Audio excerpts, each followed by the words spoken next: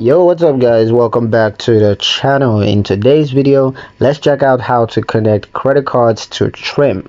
Now, do you want a full picture of your spending habits? Well, connecting your credit cards to Trim is going to help you to track expenses, to spot subscriptions, and to get personalized savings suggestions. Let's get into it. First, open the Trim app and log into your account. And from the main dashboard, just head to the account or linked account section.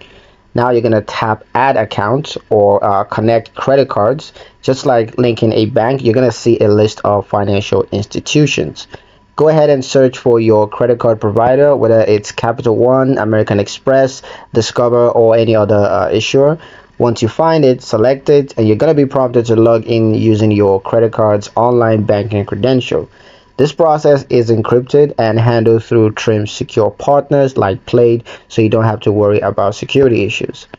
After entering your credentials, follow any verification steps such as a text message code or security questions. When you're done, Trim securely connects your credit card account and begins importing your transaction history. You'll start seeing spending trends, recurring charges, and even suggestions on where to cut back.